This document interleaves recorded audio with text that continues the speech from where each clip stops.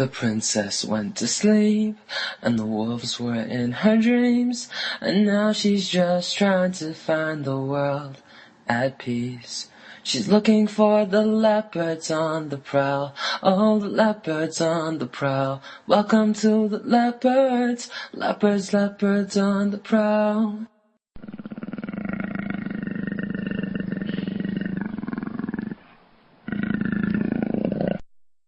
Hi, this is Princess Aliyah, host of Leopards on the Prowl, broadcasting live on Wolf Spirit Radio from Great Falls, Virginia. Join me every other Tuesday from 5 p.m. to 6:30 p.m. Eastern Time on my quest for justice and protection of endangered species.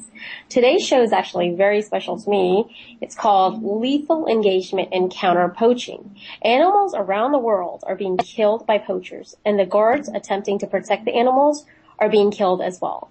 Poachers are sophisticated international criminal networks that hunt, kill, and sell endangered species body parts in the black market. Poaching is the third largest criminal industry. They target elephants for their tusks, rhinos for their horns, wildcats such as leopards, lions, and tigers for their fur and bones, and many others for illegal wildlife trafficking. Whether on land or sea, these innocent creatures are being hunted in the most ruthless way. Funds are pouring in from governments and charitable groups to help protect some of the most endangered species, but little is actually being done to stop the poachers. Today's show explores what few wildlife protection groups have been willing to discuss: lethal engagement in counter poaching. To stop the poachers, we must equip special counter poaching forces with surveillance, communications, and weapon systems needed to stop the poachers before they kill the animals. On July 1st, President Obama passed an executive order stating the poaching of protected species and the illegal trade in wildlife and their derivative parts and products represents an international crisis that continues to escalate. Poaching operations have expanded beyond small-scale opportunistic actions to coordinate slaughter commissioned by armed and criminal syndicates. The survival of protected wildlife species has beneficial economic and social and environmental impacts that are important to all nations. Wildlife trafficking reduces those benefits while generating billions of dollars in illicit revenues each year, contributing to the illegal economy, fueling instability, and undermining security. For these reasons, it is the national interest of the United States to combat wildlife trafficking. Our special guest today will discuss the importance of conservation, education, and lethal engagement in counter poaching.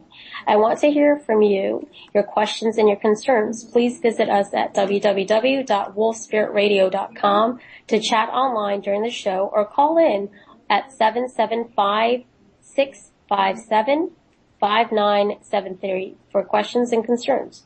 You can support this show and our projects by purchasing snow leopard scarves and other handmade products from our online store, www.cashmere-rose.com. For volunteer and sponsorship opportunities, please visit www.protectsnowleopards.org for more information. Our first guest today is Dr. Ronnie Jackson, but I think we might have a mix-up here. Dave, are you there? I'm right here. Okay, do we have Damien or do we have Dr. Ronnie Jackson? All I got to do is press the button and call him. Okay, if we could get Dr. Ronnie Jackson, that would be fantastic. Dr. Ronnie Jackson is among the world's experts on wildlife snow leopards. He has 30 years of experience in Central Asia working closely with rural herders and farmers whose lives are directly impacted when snow leopards prey upon their livestock. He is the recipient of the Rolex Award for Enterprise and a 3-time finalist for the Indianapolis Prize. Dr. Jackson conducted the radio tracking study. Yes, hi, Dr. Jackson. I was just finishing your introduction, but perhaps since you're on the show, that's even better because you could tell us about your 30 years of experience and how you actually became interested in snow leopards. Hi, everyone. It's these unexpected turns in one's life that end up producing all sorts of interesting things. So I was born in Africa, and I came to the U.S. to get a graduate education, fully expecting to go back to Africa. Can you hear me? You know, it seems like it cut off, but I don't know if the guest heard that you were actually born in South Africa and then you went to UC Berkeley for your PhD. I believe that's what you said. I think we lost him. Yeah, actually I got my PhD in University of London. Am I back on? Should I start or just wait for you to get confirmation? Yes, you are actually on, and we're on air now. So yes, if you could please go ahead and tell our guests how you got involved with snow leopards. Right. Well, having completed my master's degree at UC Berkeley, I fully expected to go back to Africa and work on African wildlife. But of course, in the early 70s, it was really a time of change, and I'd come from Zimbabwe, which at that time actually was Rhodesia and a rebel country, and it was difficult for me to get a job. One day, I happened to open a National Geographic magazine, and the inside story, a short story, was about the first photographs of snow leopards in the wild taken by the famous biologist George Schaller. And boy, that just really captured my imagination, because in the background were these incredible Rocky Mountains, snowy peaks. And so I said, well, before I go back to Africa, I'm going to go to Nepal. And I ended up in a very remote area of western Nepal, probably maybe the fourth or fifth westerner in there, and entered into what was the annual wildlife hunt of several villages. And they were mostly hunting for the prey of blue sheep, which they wanted the meat to celebrate the Tibetan New Year with. But there were Did you say the blue sheep? Did you say the blue sheep? Snare traps. Yes, I did. Blue sheep, which is one of the main prey of snow leopards. Besides the ibex, if you looked at ibex habitat or range and blue sheep range, you would pretty well demarcate the distribution of snow leopards. Anyway, these villages were hunting snow leopard because the pelt was fairly valuable to them. And, you know, even although it sold for less than or around about $100 in those days, their annual income was well less than $400 a year, well less. And so it was like a windfall. If they could sell the pelt of a snow leopard, they could be better guaranteed that they could, you know, meet the needs of the family over the next year. And I could see that this poaching, this level of poaching and demand over time would put severe strain on the population.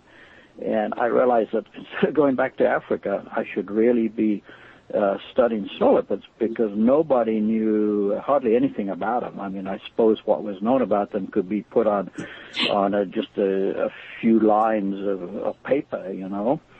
And we spent then the next That's true. And you know, I've actually found proposals, and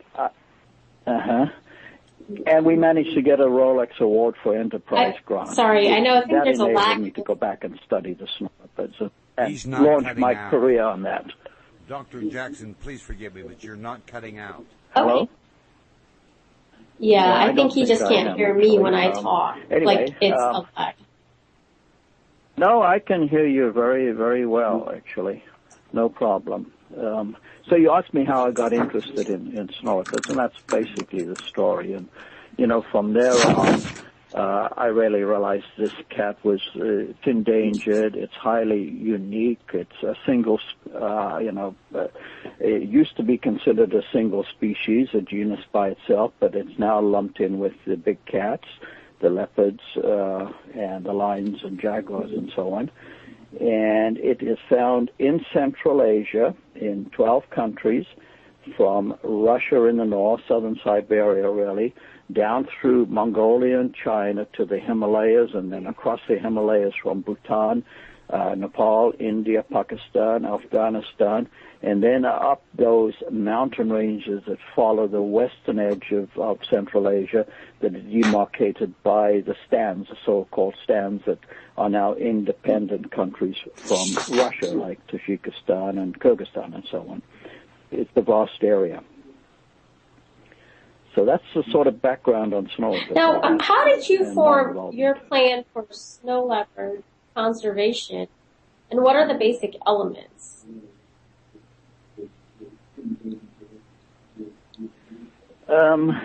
Well, you know, these things evolve slowly over time. So when I first got involved, after we did the first radio tracking study in the 80s in western Nepal, and got some basic information on the habitat preferences, the movements, the social interaction, and land occupation or land tenure patterns of this cat, I realized that protected areas, national parks, wildlife reserves, and so on really often held the core habitat, the best habitat for the cat. And that the greatest need in those days, is going back to, I suppose, the late 80s, early 90s, was for training for the national park staff to be able to go out and do status surveys and also to identify threats to the species. You know, the snow leopards are incredibly elusive and cryptic, and they're very hard to estimate how many individuals there are out in the world, and we still really don't have a good handle on that at all. And it was my hope that park rangers would go out into these areas and estimate the numbers from looking at the abundance of sign that the animal leaves in the environment. So they're very social. Although snow leopards are, you know, solitary and generally only come together during the mating season, they live this sort of long-distance social life where they leave sign for one another, and it's sign that's at very distinctive places along their trails. And any cat is able, from, I believe, from the scent and the how old that scent is, to tell when other snow leopards passed that way, and probably who they were.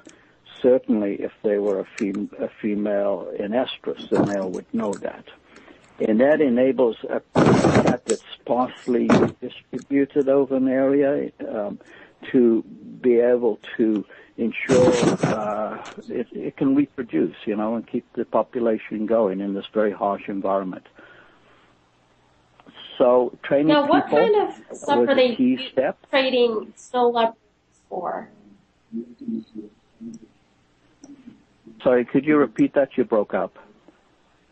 Yeah, I was asking the trafficking of snow leopards. What are they mostly using the snow leopards for? I can understand the furs, but I think there was a video of yours that I watched where you actually found spears that were made with the bones of the snow leopards.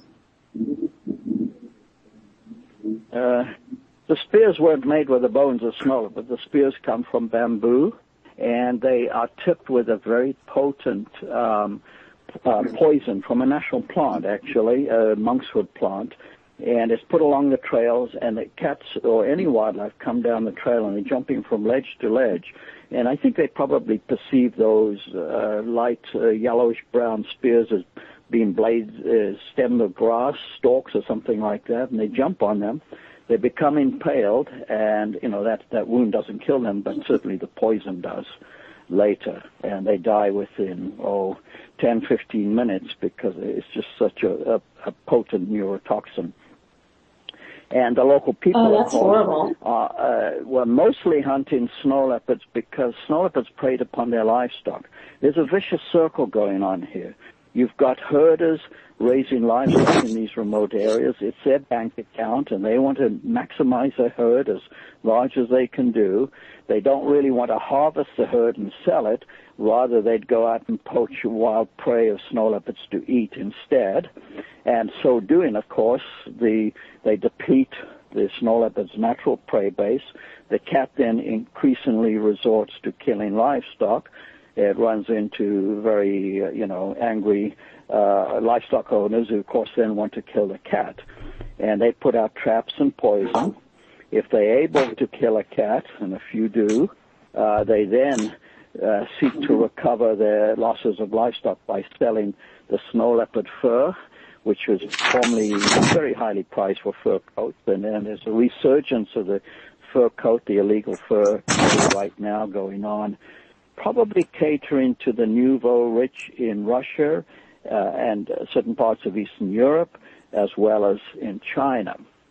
But more important than that, I think, is the demand, particularly by the East Asian communities, for the bones of large cats, all the way from tigers to snow leopards and even clouded leopards, for uses in traditional medicinal purposes and as aphrodisiacs. And, you know, the demand is just so incredibly great, and the supply obviously so limited, that we've got wildlife trade is really, I think, the greatest threat to not only snow leopards, but obviously species like, rhino and pangolins, elephants, you name it.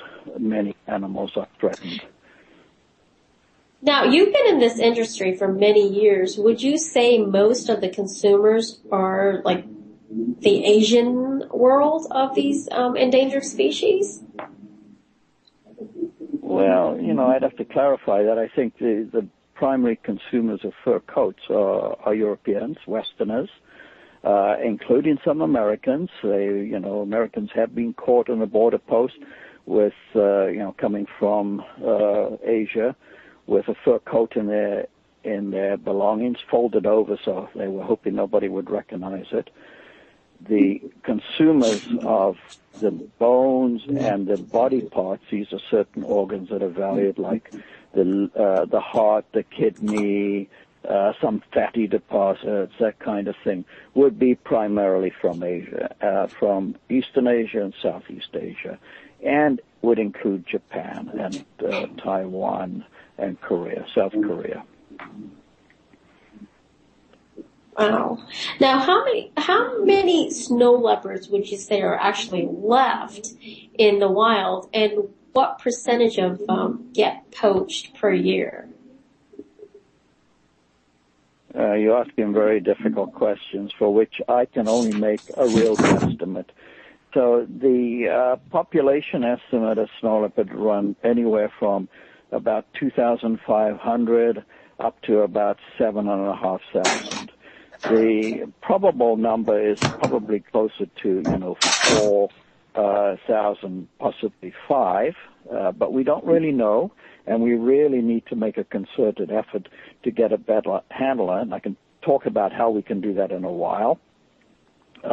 As to how many are being that would be great. Now, what? Really difficult. We don't know how many have been poached, but, they're hard to get into snow leopard habitat. It's some of the most rugged, remote, and sparsely populated parts of the world. So it's not easy for, full-time poachers to get in these areas. So they are going to depend primarily upon the indigenous population, actually putting out traps or poison and then trying to sell the body parts of the fur. So how many get poached, I really don't guess. I would just say that it's going to vary, that some countries have much better control over that than others, that generally Buddhist areas where the primary religion is Buddhist is going to have a much lower rate of poaching than areas that don't have that philosophy.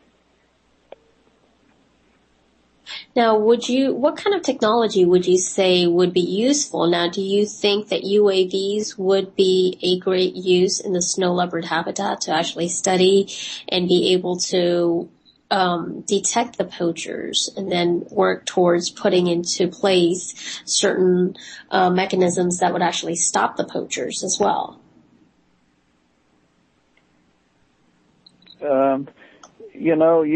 UAVs have their role, I think, potentially. There's a lot of issues that we're going to have to look into before we will know for sure whether they can function at high altitude. And remember, snow leopards live generally above 11 or 12,000 feet.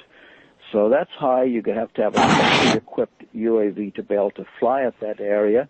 There's very strong winds coming over these mountains, so your flying conditions are going to be very limited. And frankly, I don't think they're going to have a role in anti-poaching patrols. Their role could definitely be in counting of prey, in surveying, so maybe flying at night and looking for warm-bodied creatures using thermal cameras, infrared cameras, would be one thing to do, but it needs to be tested. I think the best way to combat poaching is to get the support of local herders, to have them see the snow leopard as an asset instead of a pest. So instead of something they should eliminate because it kills their livestock, how about something that people would like to see, this rare cat, and come to the snow leopard habitat and have, like I've started in northern India, in Ladakh, B&Bs, bed and breakfast, where people can go and stay with a local family. Those local families know where to find snow leopards, and because snow leopards are not being harassed by them, you can actually see them. And, in fact, over the last 5 years, we've sent out members of SLC have gone out to look for snow leopards, and all of them have seen snow leopards. I just came back from Ladakh having seen 5 snow leopards, different ones, in 10 days in a fairly small area. Wow. And contrast this with 10 years ago or 30 years ago when we started to work, I would be very lucky to see 1 snow leopard a year, and I was looking full-time for them. So with local people support, I know we can protect these cats. It is really. And, they're the eyes and ears of the area. They know who's coming in there, who shouldn't be in there, and as long as there's peer pressure within the community preventing an individual from, poaching, I think we've got an excellent sort of indigenous ranger force there that not going to cost a lot, that as long as the benefits flow back to that community, I think they will maintain it. So over your 30 years of experience with your education in conservation, would you say the education of the locals has made an exponential difference? And if so, what percentage range from the time you started to now would you say most of the locals actually understand the concept of living in harmony with the snow leopards? I'm not sure how many, percent. I know wherever we've done it, it's community-wide, buys into it very quickly as long as a couple of things happen. The first thing is, you do have to do some awareness raising that there are ways of dealing with depredation other than killing the predator. Number 2, you've really got to think about what their aspirations and needs are. And all they really want is a better life for themselves. They would like to earn more money so their kids could go to a good school and have a better future. And if you can link those two together, that their future depends upon biodiversity conservation and protection, including protection of snow leopard and other wildlife, and that they're going to gain something from being good stewards, I don't think you get many arguments. They will convert very quickly. It's when they have no alternatives that we have this terrible problem. But I want to go on to one other thing just quickly, and that mentioned the pressure from wildlife crime. Can I? Yes, please, absolutely. There are forces in the world now that are well beyond the control of any villager and even some governments to be able to control, and that's the syndicates that are getting involved in wildlife crime because their profits are so incredibly high. And as long as we've got that going, we have an incredible threat that has to get addressed at a global level. It can't be done by a remote rural community or a small wildlife department. It needs the help of all of us. It needs investment. And I think that one of the greatest things that has happened is that heads of state are getting involved. So President Obama announced the U.S. was going to consider this a high priority and start putting in funding for the interception of these poachers.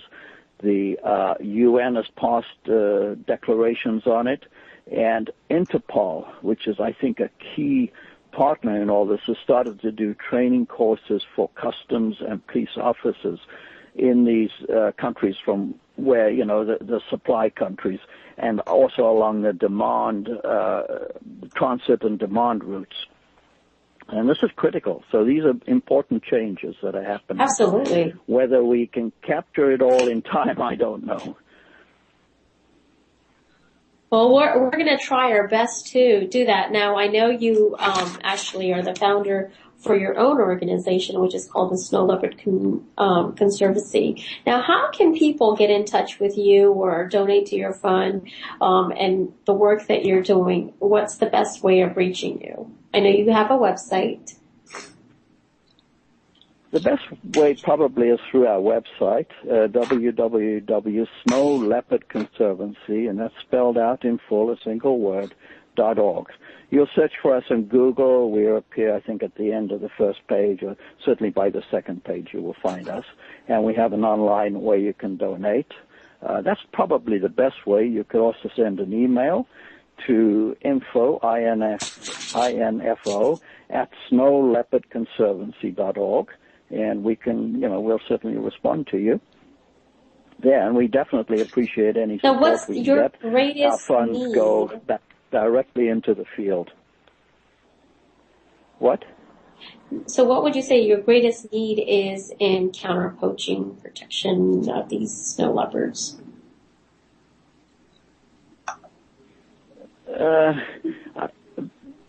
Working with local communities and building their ability to improve their livelihoods, education, awareness raising. We got a little program that I think is a great program called Snow Leopard Scouts, and this is taking youth from the local schools in rural areas and training them in camera trapping, remote camera trapping, and they go out with the local herders who know where these cats are, know their travel routes often, and they put up cameras. And so we're starting to now monitor cats in different areas like the Annapurna Conservation Area of Nepal. And I think that's building ownership for those individual cats amongst those communities, as well as bringing citizens much more actively into the conservation arena. Well, thank you very much, Dr. Jackson. We really appreciate your time and all the hard work you've put into protecting these beautiful creatures for the last 30 years. And hopefully with the new executive order, we're able to put together a global task force that's going to actually target this huge criminal network where they're poaching not just the snow leopards, but the almost extinct rhinos in Africa as well. Yeah, well, thank you very much. I think working together as individuals, we have a much greater impact when we network and share in dealing with these issues. Thank you.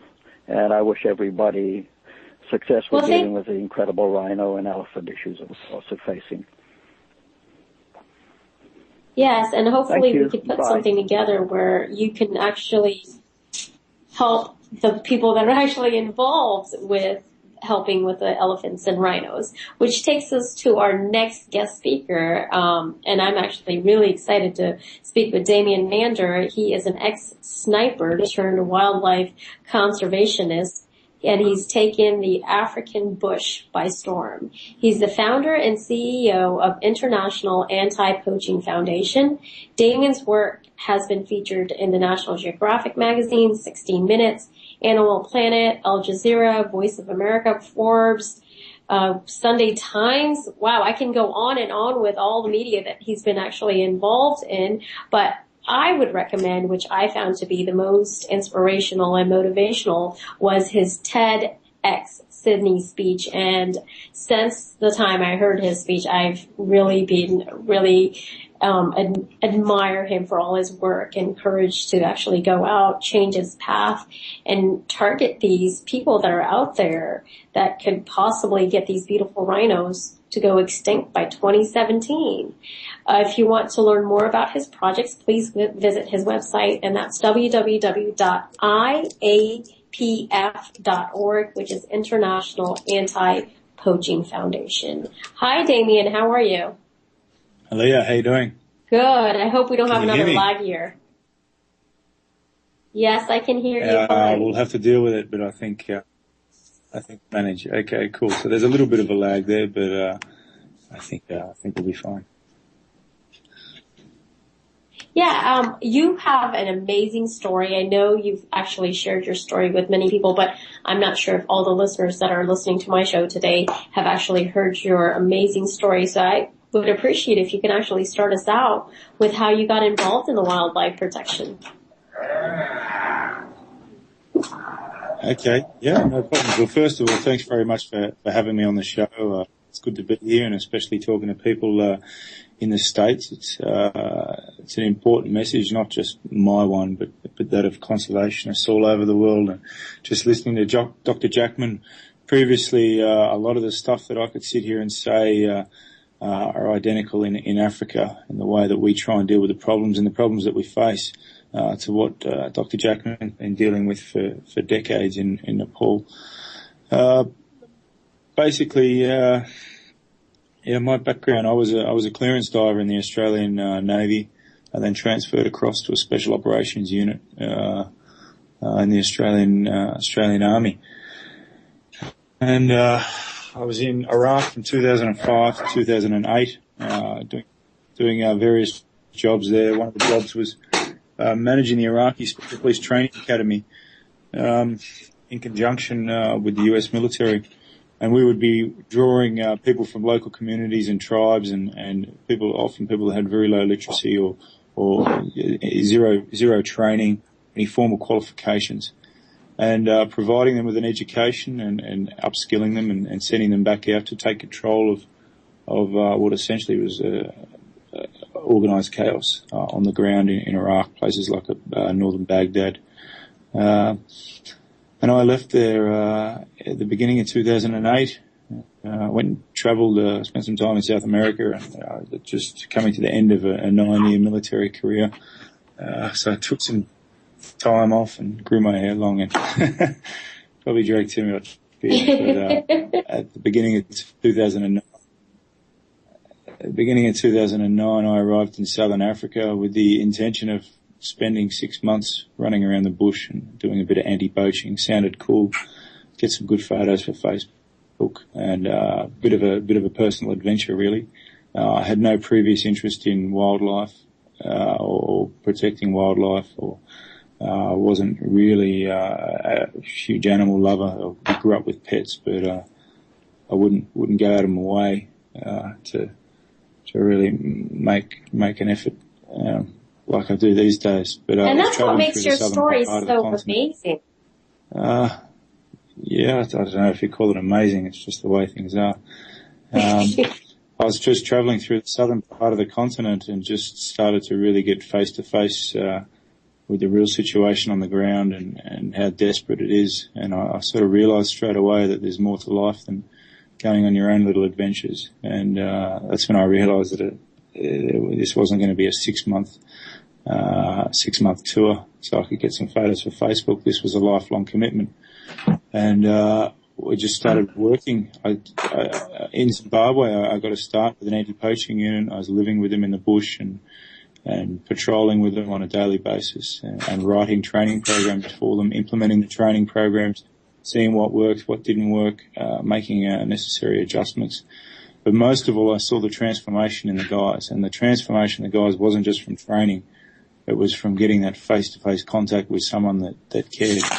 And they realised that they weren't just out there wandering around the bush by themselves. They start to make a ranger understand how important his job is. And it's not just about putting a paycheck in his bank account each month. It's making him understand the importance of wildlife, the importance of the tourism dollar that wildlife brings into his local community, and then just on a more bit of a broader scale, from a global perspective, where we're going as a species and as a generation, and try to give them that big picture perspective that allows them to make decisions that they know are going to impact their children and their grandchildren. And it just started working. You can't really pinpoint a date or a time, but it just started working. And the transformation in these guys is incredible. And we took over a reserve just outside of Victoria Falls, breeding black rhino population. They're critically endangered. We set up a ranger training academy. And it's gone from strength to strength. The rhino population, the black rhino population reserves more than doubled in the time that we've been there. Our nearest population, unfortunately, it's less than 100 kilometres away. It's gone from 76 down to less than about three or four rhino now in the past 7 years. So wow, we're sitting on a powder keg where we are. And this is from the time you started? Yeah. So we're sitting on a powder keg where we are. We have 3 international borders within 100 kilometres of us. There's 65,000 unemployed people living on the boundaries of our reserve. So it really is it's a tough situation. We've been working in other areas of Zimbabwe, supporting other projects through using our aircraft, small grants, training for other projects, supplying equipment where we can, and now working in the last couple of years working in South Africa as well. We've done work up in Mozambique. So in a nutshell, that's me. It's how we got started. It's how we got traction in Africa. Wow, okay. Now let me ask you more of a technical question. Since you've been working in the field, you're actually on the ground. What difficulties have you encountered in tracking, characterizing, and engaging the poachers? Because I know I've seen some of your videos where you actually were able to actually get your group trained and find these poachers and get them arrested. But what were some of the difficulties in tracking and characterizing and then engaging the poachers? When you're tracking a man in African bush, it's a lot different to tracking an animal. You've got to know all the different characteristics and different signs that you're following. And poaching, anti-poaching, comes down really to 3 things, I believe, and that's good intelligence, it's good tracking, and it's good training. And what we try and do with our training is bring our guys up to a certain standard where they're able to take charge of a situation before it descends into a firefight. Countries like Zimbabwe, you've got a shoot-on-sight policy for armed poachers, and we've tried to we've put a very strong emphasis in the correct escalation and the use of force. So what that means is the minimum amount of force is used to get the job done. And so essentially, it's preserving human life as well as wildlife. And, we've made arrests, there are guys with AK-47s, there are guys who've had shotguns and been able to, make the arrest before a shot's even been fired. And it's important. A lot of training that we have seen at rangers operating, we have seen, just lack that confidence with firearms and the ability to be able to, use them properly. And when I say use them properly, is getting the job done without having to fire a shot. So now how many people have been arrested since you started working in the African bush? Like, geez, there's been lots. So we got to remember, we're not just our own anti-poaching unit. We train guys from anti-poaching units all over the region, and they go back out to their units, and some of them are making arrests every day. But there's different types of poaching. There's commercial poaching. There's people who are going after high target species, like elephant for their ivory, rhino for their horns, zebra for their skins. And then you've got subsistence poaching, and that's your lady walking through the bush and collecting wood, or it's a guy putting up a few snares at the back of his village to try and put food on the table. And you've got to really draw a pretty strong comparison between the two, how they unfold on the ground and the actual person that's carrying out that task. The last guys we arrested in our reserve were sentenced to a collective 60 years in prison.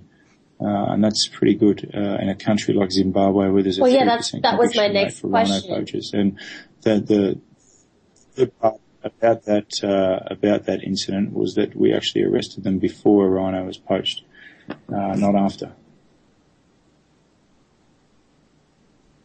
Yeah, so now, once the arrest has been made, what percentage of these poachers actually end up either, spending life in prison, or whether they get like a 3-year penalty, or if they're out in 3 days? I mean, I'm sure that the rules are different in each country that you work in, but more than likely, do these poachers end up back on the streets and then back in the bush to poach again because that's what they know? Yeah, unfortunately, a lot of the time they do, or a lot of the time they're given bail and they skip bail.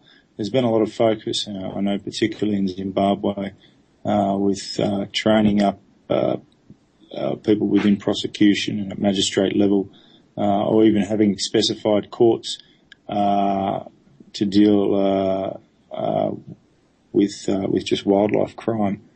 Because a lot of the time the magistrates and the prosecution don't understand the severity of the crime or various parts of the Parks and Wildlife Acts.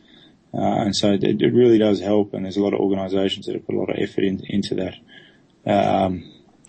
But also corruption is Would you say that if an ever-present factor in Africa, and it's just something you've got to factor in at all times. And when you look at such low conviction rates in both Zimbabwe and South Africa for rhino poachers, you've got to understand and accept that corruption plays a big role in that.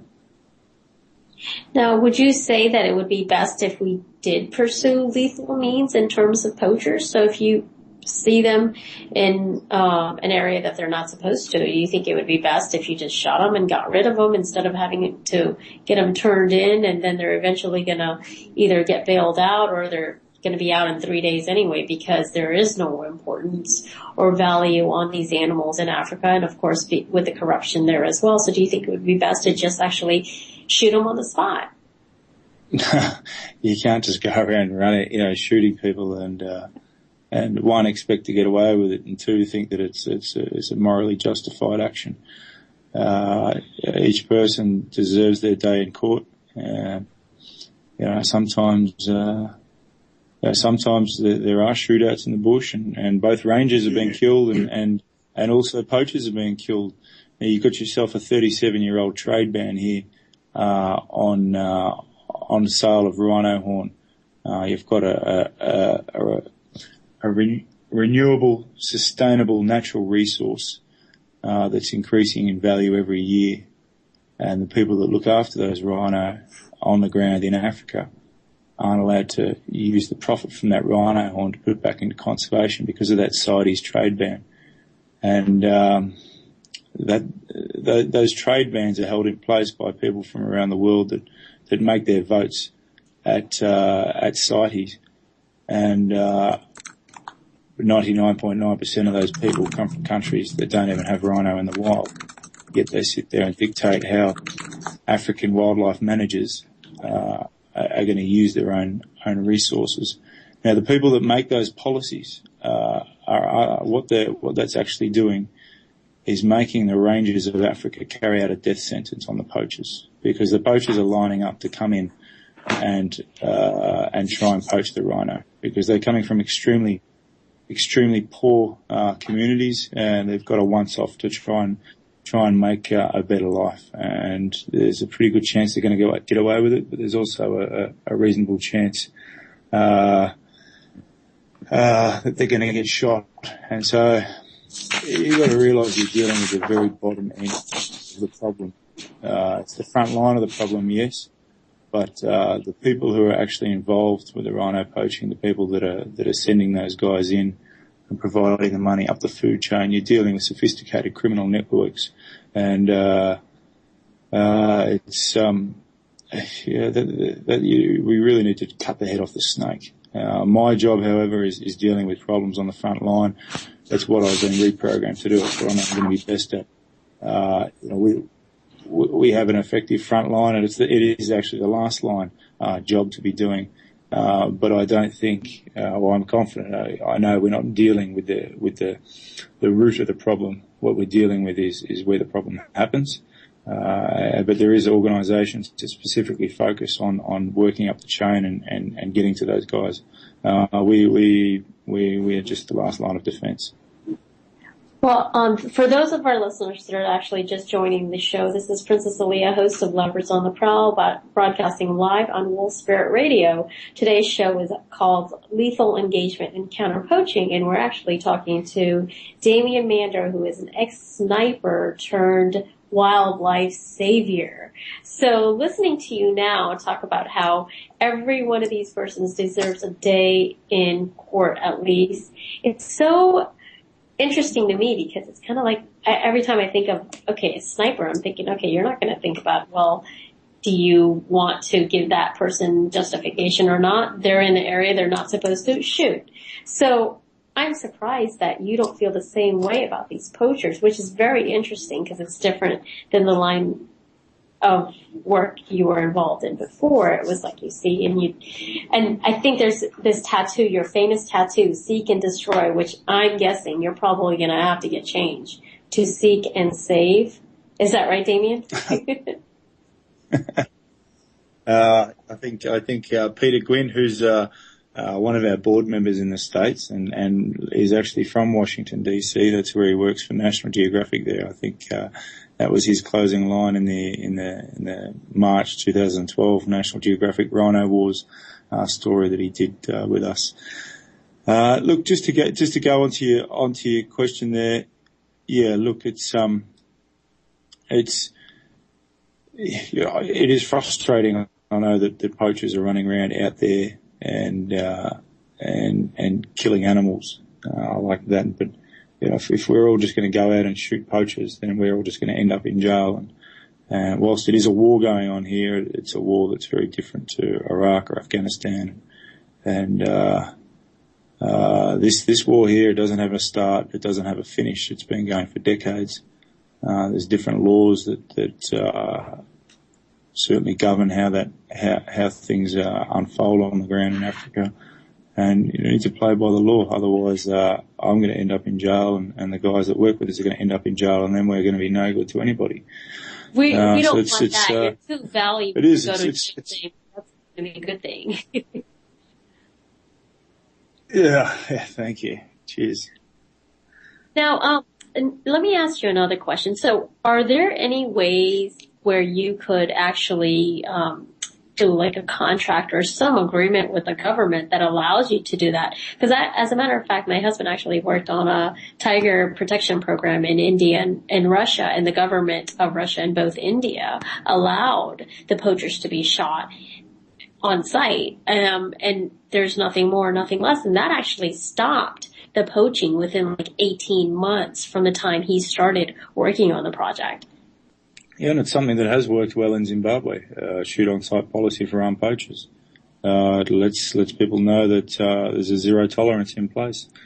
But me as the CEO of a non-profit organisation, I can't go around and I won't go around saying that we're running an organisation that is out there just purely going around shooting people. It's not something that is a sustainable business model for me, and two, something that I want to promote.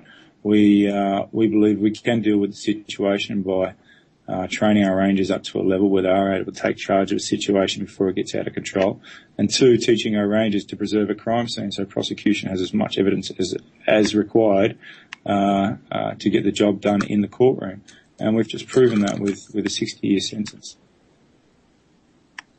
Well, that's fantastic. I mean, at least you've got that going for you now. Hopefully the other countries will follow on as well. Now, one of the other things I know that you're working on is new technology to actually help with assisting with counter poaching through UAVs and drones. Could you share a little bit more about what you guys have come up with and what kind of results you've actually seen through your use of UAVs and drones?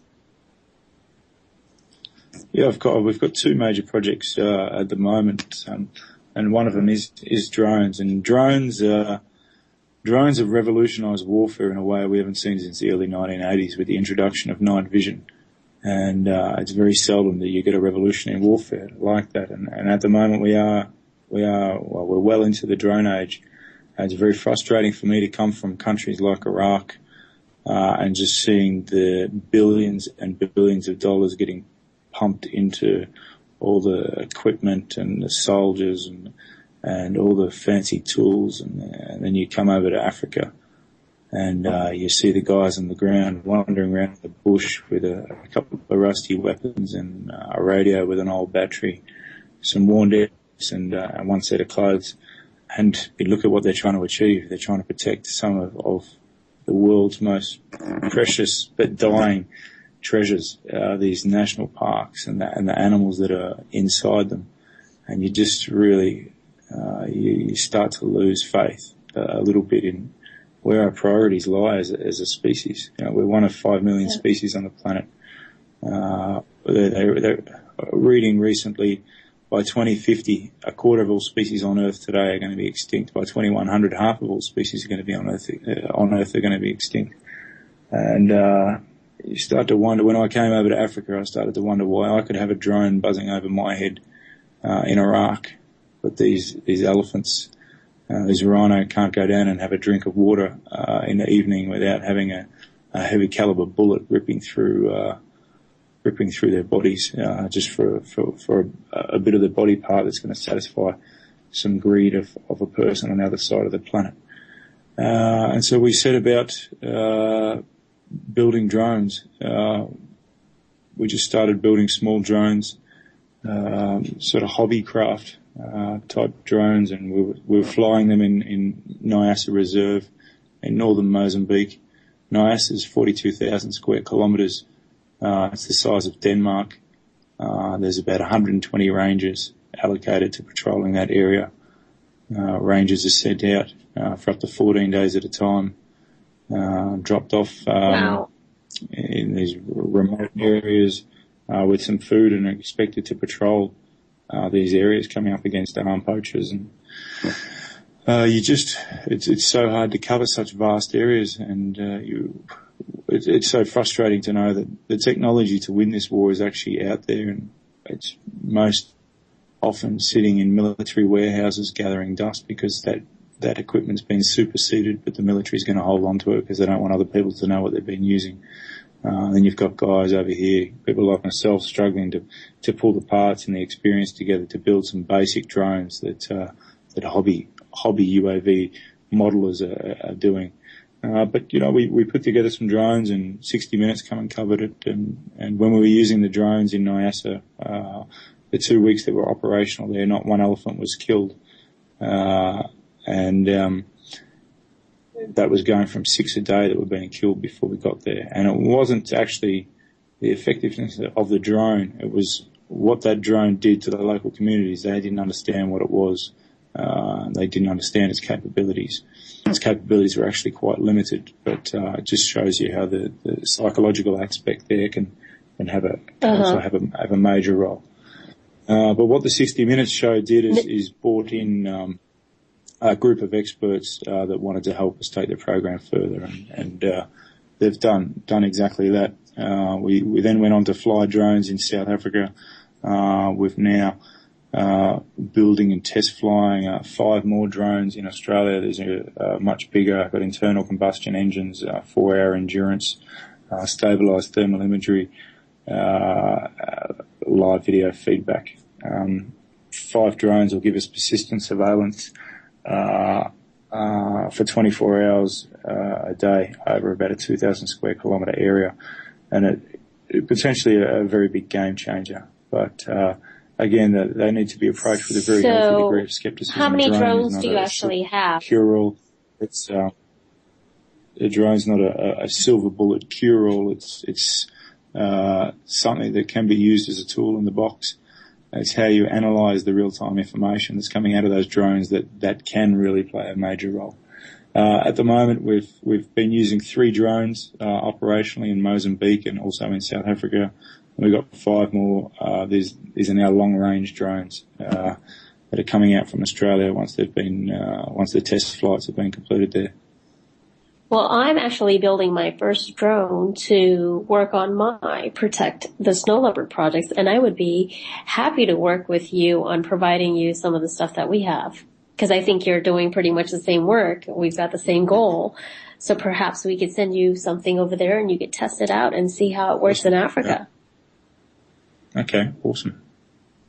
Yeah, I think that would be great. Because, I mean, that's one thing that I've been looking at in terms of protecting endangered species. And I think like you said, it's more psychological as well. If you know there's something, if there's some kind of surveillance, more than likely people are going to be a little bit more careful. And at least initially, I think it could reduce the number of poachers that are going to go out there. And eventually they're going to find ways to be able to offset the drones as well. But initially, I think, like you said, it's going to be an impact where they're going to be extra careful in trying to go into areas where they know that there is surveillance and there's stuff up there that's going to be able to watch them, and they're not going to be able to hide from it, because now you've got night vision, you've got heat detection, you've got so many types of softwares out there that you can actually do where it accomplishes your mission. And for what I'm building, I'm doing custom drones for that particular mission. So, for example, if you're in the bush and you've got trees and you're not going to be able to see through certain areas, we're able to create systems which can actually look through the canopies as well. But, that's once again trying to educate, I think, the game reserves, national parks, as well as other people involved in protection of these animals, that these tools are going to be so necessary in the future to actually help protect.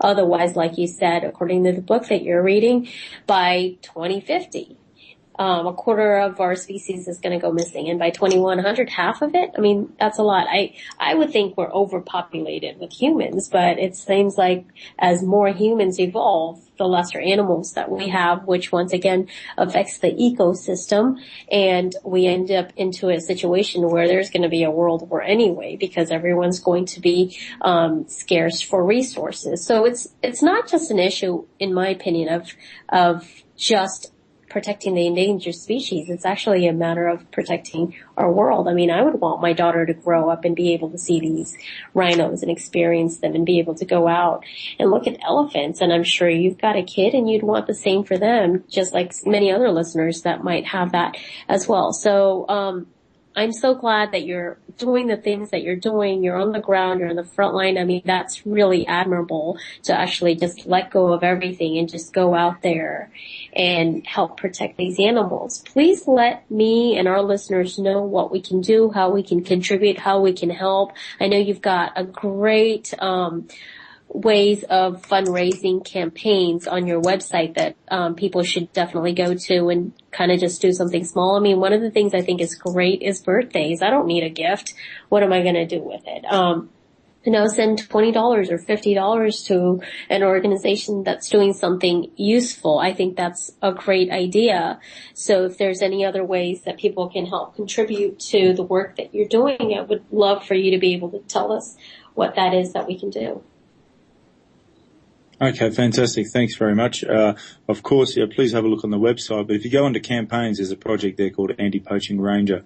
And we're actually in the process of developing an international qualification for rangers, accredited training packages with a high focus on management and instructor training, but also on low literacy training for rangers. Such is the requirement for this project that we've now got applications from industry leaders from 23 different countries who are coming to the workshops for that. So please learn more about that project. It is part of a much bigger, or it's a solution, part of a solution to a much bigger problem than just rhinos in Africa. It's designed for all high target species around the earth. And if we're protecting high target species successfully, we know that everything else in that ecosystem is being looked after. So please learn more about that project. We've got a skills wish list, equipment wish list on our website. Just by understanding more about the problem, you're helping us, because when you know more about it, you can make more educated decisions about how you want to contribute. So, but the media plays a huge role in getting the message out there. So thanks very much for having me on today.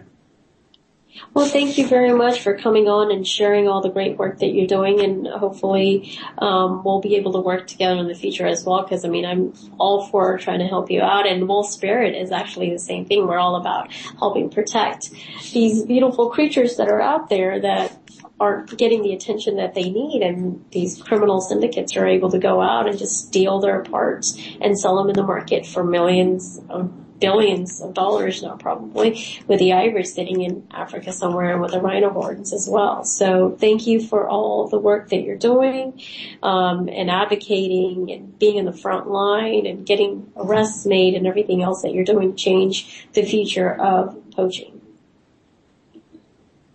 Awesome. Thank you very much, Leah.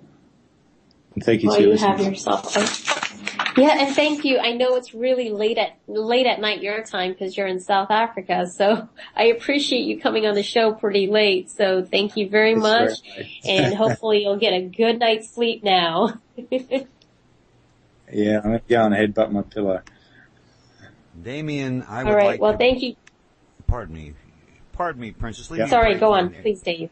I would like to personally thank you and salute you, my friend, because as a Vietnam vet who raises wolves, I have some idea of what you're up against. And I just want to know that I salute you every which way I can, my friend. I appreciate that. Thank you very much. And by the Thank way, you for my what you do. furthest confirmed kill in Vietnam was 1,863 meters. Mine was Dave is the next sniper as well. Well, I'm glad somebody finally beat me.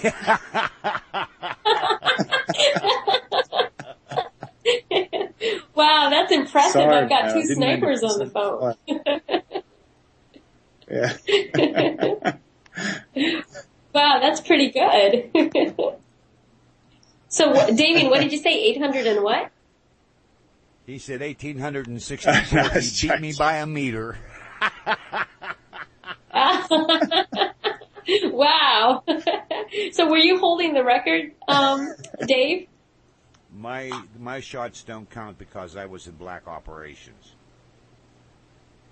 Oh, okay. The furthest confirmed kill Okay. the furthest confirmed kill that they acknowledged in Vietnam was like 950 yards. Oh, wow. So let me ask you a question, Dave. So if you were in Africa, so would... an 1,800 shot. So yeah, I'll have to give you that one. I'm sorry. That's all right. If I was in Africa, So yeah. David, I can't walk too much anymore.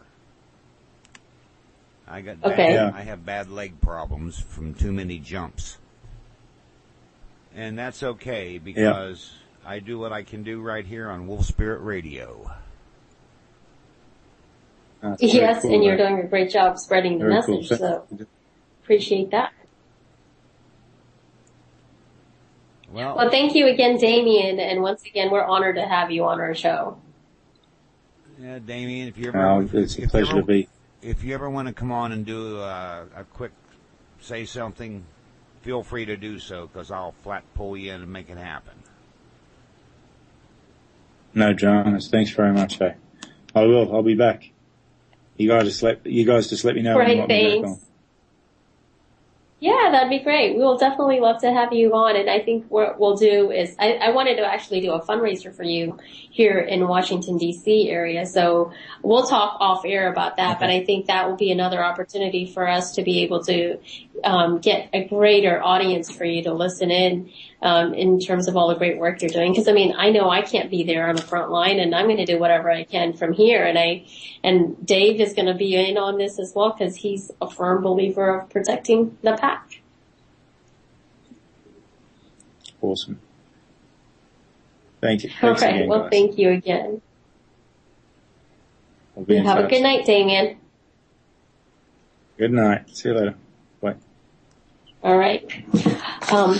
Well, for those of you that are joining us or involved in somewhere in the middle, this is Princess Aliyah, host of Leopards on the Prowl, broadcasting live on Wolf Spirit Radio from Great Falls, Virginia. Join me every other Tuesday from 5 to 6:30 for my quest for justice, protection of endangered species.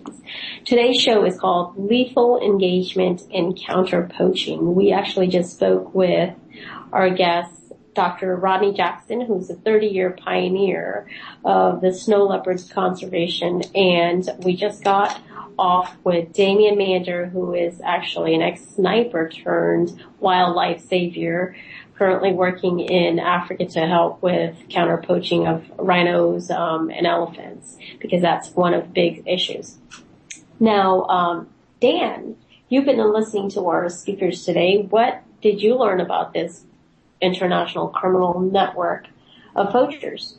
Well, I learned that there's a lot more to be learned, and that it is a slow progress, but it does seem that we are making headway gradually, and getting local people, local governments, and local villages engaged in protecting the wildlife around them. And this is, they can find that the wildlife is worth more to them when it's alive than when it's dead. And that's kind of what... Well, one of the things I know that about rhinos, I mean, most of the poachers will go in and just outright kill the rhinos, take a chainsaw and saw off the horn from the body, from like their face, so they literally are disformed. However, I think a lot of them don't understand that all they really need to do is just cut off the horn, because it's just a nail. It's just like a human nail. It's going to grow back. Give it 2 to 3 years and it'll grow back to the same size. So it's unfortunate that we're not able to get them to understand that they don't really have to kill these animals. They can actually just take the horn, but they want to kill them because in Asia, one of the things is they want the very base of the horn because that's more valuable, once again, because they're going to kill the animal in such a ruthless way. And I actually like to get to that myself. Dave, can we get our next guest on, who is Casper from South Africa as well? His name is Casper Van Zel. Casper is an entrepreneur with a passion for nature, aviation, robotics, and photography. His company, Global Unmanned System, provides drone technologies and solutions to clients in various sectors, but most importantly to game farms and national parks protection of endangered species. He's based outside of Johannesburg, South Africa. Global Unmanned Systems is ideally placed to provide the essential technologies needed to combat and threat of poaching throughout Africa and beyond. Hi, Casper. How are you? Hi, Aliyah. Doing well. Yourself? Very good. We actually just got off with Damien, and he ended his conversation with drones, and perfect timing because you actually have a company which provides drones for the purposes of counter poaching.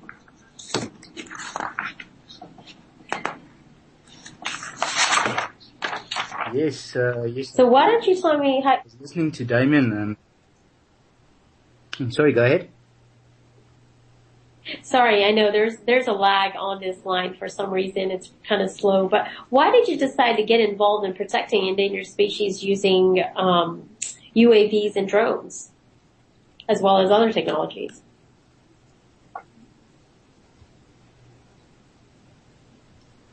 Yeah, there definitely is a lag on this line. I'll try and cope with it. Well, you know, here in South Africa, you hear of rhinos getting poached on a daily basis. I think the rate is something like about 4 a day at this point. So, you know, I was thinking about how to fight this, you know. So I started my company as a way to fight the rhino poaching. Because, you know, like the other guy said, the methods that are currently in use is just not good enough to fight the massive increase in the illegal poaching. You know, rhinos are being slaughtered at a frightening rate. So something new has to be done. Now here in South Africa, we've got about 75% of the world's rhino. I think 90% or something of the white rhinos a year. There's only about 18,000 whites and about 2,000 black rhinos. And it's not just rhinos that are getting poached. You know, it's hippos and elephants, lions, tigers. The doctor in the beginning was talking about the lion bones and things like that as well. So everything's being poached, and it's absolutely decimating the wildlife here. And it's not just the animals that are at risk. You know, the money being gained from poaching funds criminal and terrorist organizations. And, you know, that puts people at risk all over the world. You know, so a big effort is needed, and I wanted to be part of that effort. That's really good work that you're doing. Now, let me ask you, as far as drones are concerned, how did you come to realize that drones would be a good match for this industry? Well, a few years ago, I was playing around with a little remote control helicopter, and I had a GoPro camera strapped to it. And looking at the video feed that was giving through was all not a very good feed and everything, but then I realized with better technology, you know, the potential of using low-cost, more effective technology to patrol against poachers. Yeah. So I've got a background in aviation and photography and so, and for me that was just the next logical step to put it all together. So UAVs or drones as they call them, are so much more cost effective than conventional aircraft. And they can be operational for longer times. And also, you know, they're much safer to use against poachers as well, because there's no human operators that are at getting at risk by being shot at. You know, so and the small drones are also quite hard to spot and can launch from anywhere at any time. So the poachers can't hide from them or anticipate them. So when you put it all. Uh-oh, I think we lost Damien. Casper. We just lost Casper. Okay, so we'll try to connect. Yeah, I'm working on it right now. Oh, yeah. You know what it is? Okay, good. Thanks. Unfortunately, it's kind of the fact that we're doing international calling through Skype. So, as a matter of fact, Damien and Casper are both in South Africa right now. And I believe Dr. Jackson was on an internet phone, and none of that is really working out too well with technology. So I wonder how well these drones will do then. What do you think, Dan? Well, I think where there's a will, there's a way, and the technology does on a daily basis. So what do you think about using drones for counter poaching? Do you think that's actually going to make a difference in counter poaching? Oh, I can't see how it would not help. It's sounding like, and logically it seems like it could make the biggest difference. Aliyah, can you hear me now? Casper is back. Okay, good. Hi, Casper. Sorry, go ahead. You were dropped there. So go ahead and tell us about why you think that drones are a good match for this industry. Are you there? Uh-oh. Yes, I'm here. I can hear you. I don't know where I got cut off, where I got dropped, but, sorry, say it. Can you hear me? Yes, I can hear you fine. I could hear you. But I think there's a lag. That's why. Yeah, I think there's a lag, and that's what it's causing us to overlap with what we're saying. So I'm going to try to ask a question. It's going to be about a 3-minute delay, and then I'll wait for you for about 3 seconds. I'm sorry, and wait for you to respond to it. But you were actually talking about why you and how you decided that drones would be a good match, and it was from the quadcopter that you were using in your background in photography and aviation that you were able to understand that this actually could really work in counter poaching with having these drones flying over a game park or a national park as well. So if you could talk about some of the technology that is being used in counter poaching and why what you're offering is superior. Yeah, the thing is with the drones, there's many problems facing the anti-poaching units and things. So you'll need a global effort on all different levels. Like Damien was saying, he's putting boots on the ground, he's training the people to fight them. He's the last line of defense, as he said. I want to be part of that part. We're also providing the technology that he's trying to build there, so that you can actually patrol for them and try and protect the animals before they're getting poached. It's a very good match for the industry. It helps. It has technology that is available that can see through foliage and things. Can see the poachers at night. Can actually track them, and it's also a great deterrent to, like you said earlier, the people in the community, when they see these things flying, they stay away because they know there's something funny going on. These things have extreme capabilities and so on, but they can see things, and it's also a very great deterrent. So now, what would you say, what kind of counter poaching technologies would actually be used in terms of lethal engagement? My company, the Global Unmanned Systems here in South Africa, we provide high-tech equipment that are not armed. We provide the computer-controlled aerial vehicles. They're affordable. They've got long airborne time, and they're equipped with the best available technologies to get the job done. High-definition cameras, high-tech thermal images, night vision, any other sensors that are needed to detect the poachers, specifically before they can actually get to the rhinos. And they can cover great distances as well. Even at night they can see these things. What they do is they'll send video feeds and exact positions to response teams and rangers or police, and they'll send it in real time. So they can actually put the boots on the ground. They can go and catch these guys. And for the lethal engagement part of it, we don't do the armed units at this point. Like Damien said, you can't just go around shooting everybody. So we provide the imaging so you can actually see them and catch them. But I think lethal engagement would be quite a good message to send out there,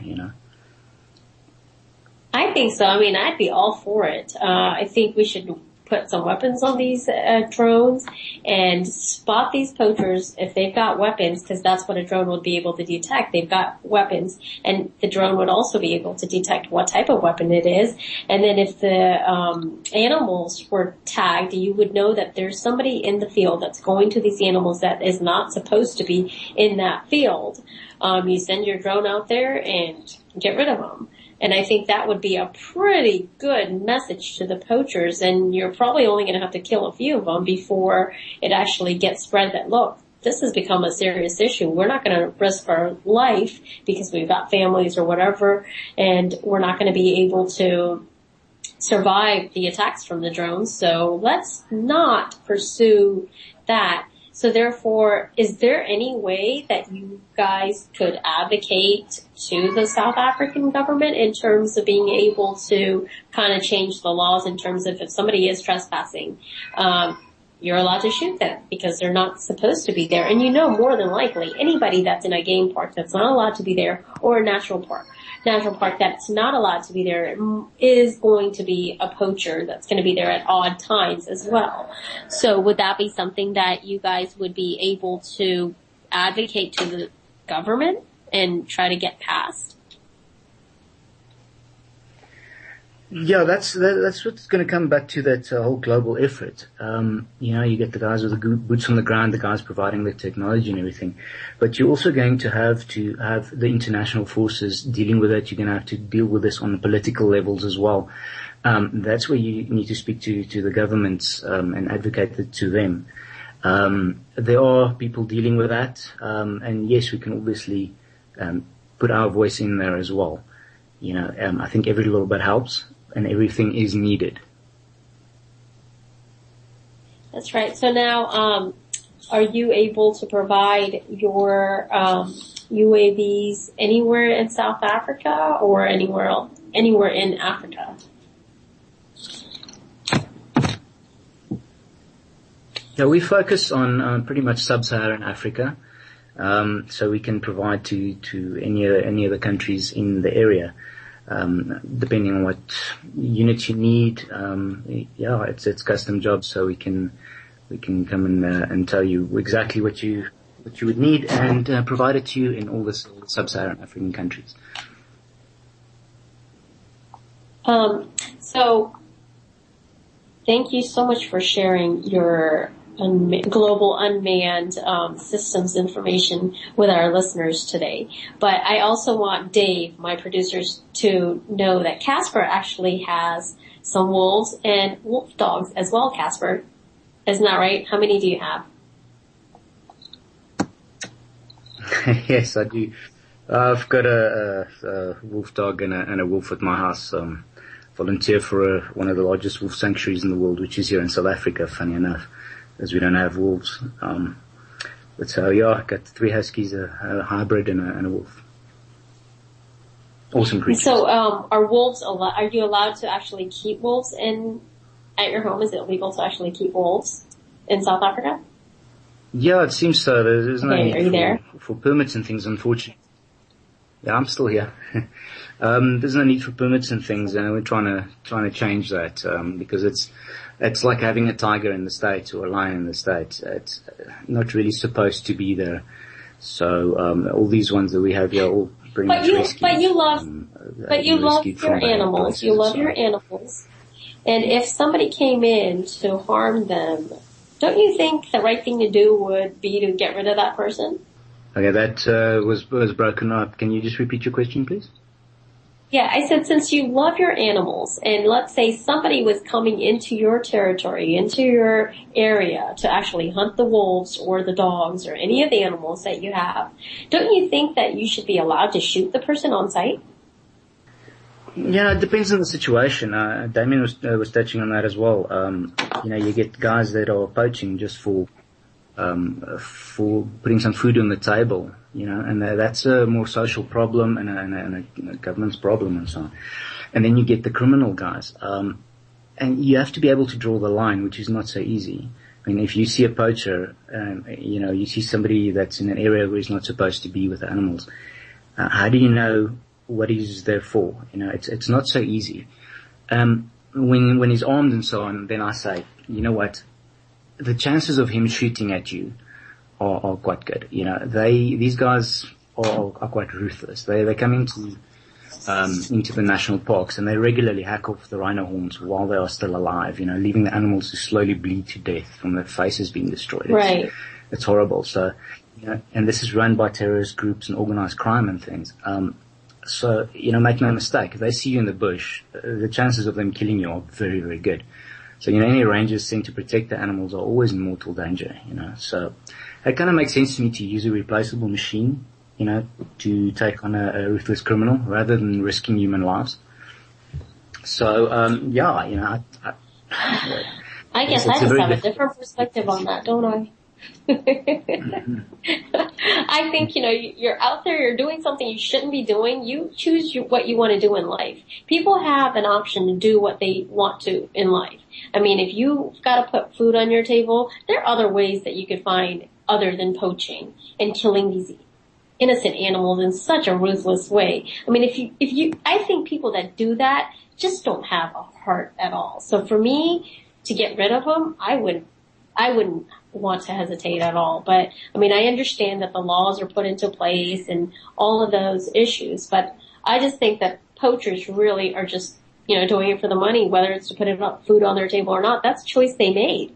And they know it's a dangerous game and they know it's illegal. So I think, on the side of counter poaching, we should actually be able to have the same rights to actually kill them if they came in to hunt these endangered species that are protected under CITES and the countries that they're in and the game parks and all the reserves. So, I mean, I think there has to be some kind of advocacy in terms of that. So I'm hoping that the new law or the new executive order that President Obama put through on July 1st is going to change the global view on poaching and kind of come up with a team that's going to say, hey, tough luck. If you're doing something you're not supposed to, just like if you're a terrorist and you're not going to get any rights, I think poachers are terrorists as well. And they shouldn't have any rights either. So that's just my opinion on poachers and being involved in lethal engagements as well. So thank you so much, Casper, for coming on the show and talking about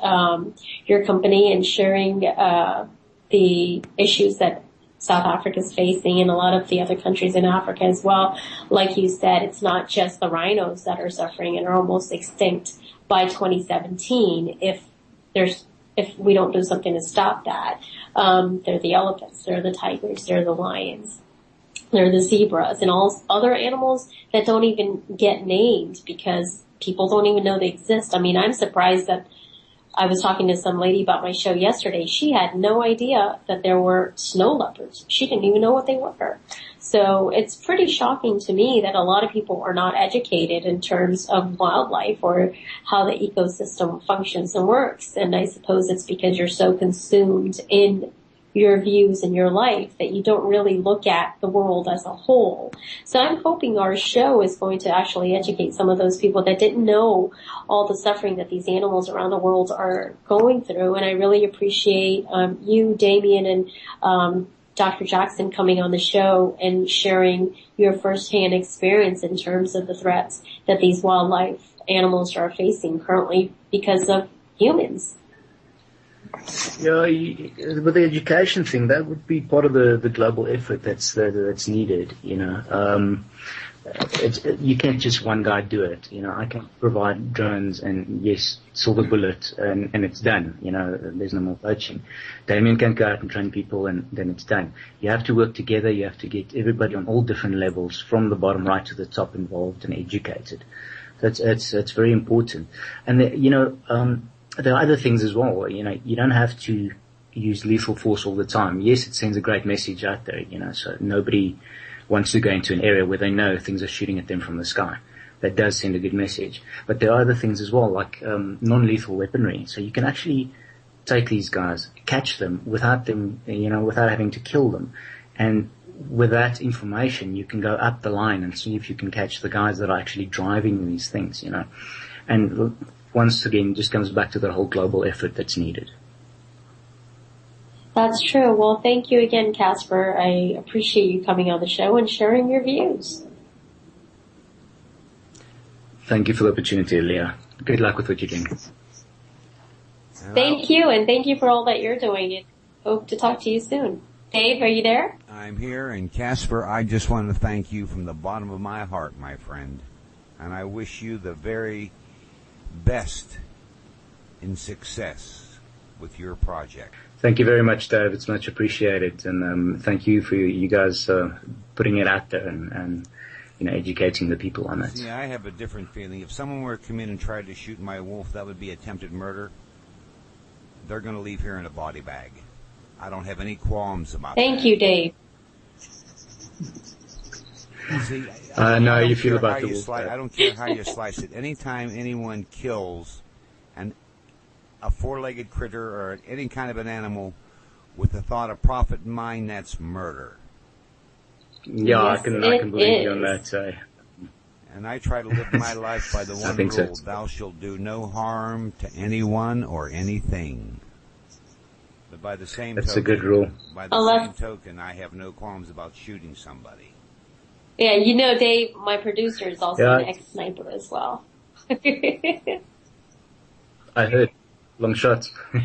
One shot, one kill. Yeah. And if you're lucky, sometimes you get Yeah, that's two. impressive, Dave.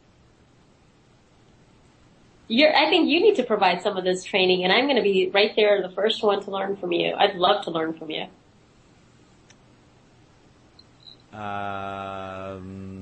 We can probably arrange that if you come out to Nevada. That'll be good. I was going to say I'm going to have to make a trip out there. We'll have to do a live show from Nevada with me learning to shoot from the best. Well, dear, I can teach you, and I will. All right. Well, thank you. Well, thank you very much, Dave. I appreciate it. I did want to let my guests know my husband and I celebrate our monthly anniversary, and I just got my gift for our 39th monthly anniversary. So he would like me to read the note he wrote for this.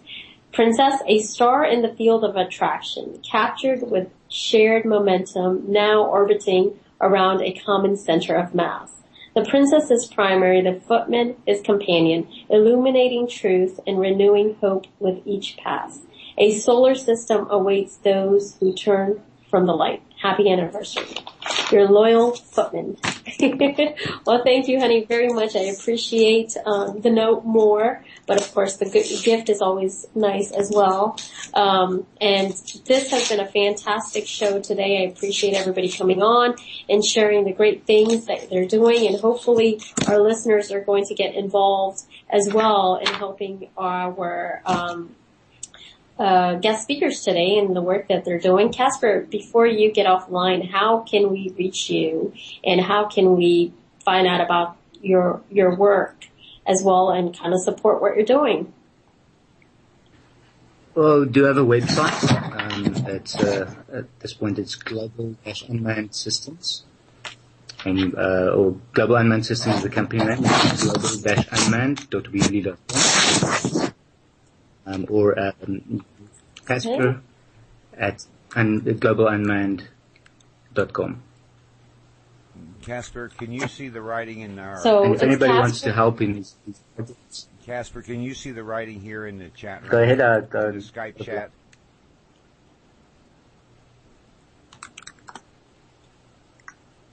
Oh, it's Casper. No, I can't at this point. All right, Princess got it. I don't think he's actually logged into it. I got it. Yeah, I went ahead and I gave everybody your contact information. Well, thank you again, and I'm glad everybody enjoyed the show, and especially Dave. I figured you would definitely enjoy this one because it's about your favorite little critters. And I am enjoying my wolf Phoebe as well. She's been fantastic. And we got a message from one of our listeners for Casper saying that you have a pretty slick looking unit on your website. Aye, that it is. Yeah, the one in the front page. A good looking unit there. Yeah. Very capable as well. All right, good. Well, hopefully we'll be in touch with you and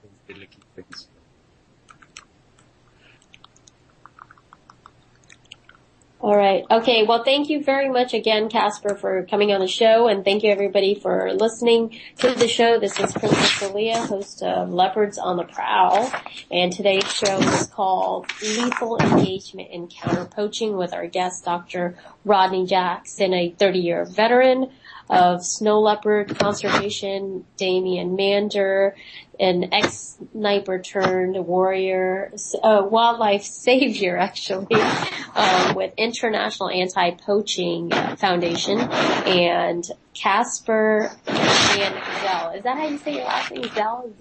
Z-Y-L, with Global Unmanned Systems, providing drone technology for counter poaching as well. So thank you all to all my guests who are on the show, and I will be in touch with you guys, and I will see my listeners, or actually you will hear me in 2 weeks, and we'll be producing from San Francisco. That show will be an interesting one, so listen in to 2 weeks from now, which is July 30th. And Dan Smith will be the lead on that show. Yes. Well, you'll be here too. I will be here, but you'll be in San Francisco. I'll be in San Francisco. Yes. Coordinate from that end. Yes. So that'll be great. So look forward to our next show. Thank you again for listening, and I will see you next time on Leopards on the Prowl.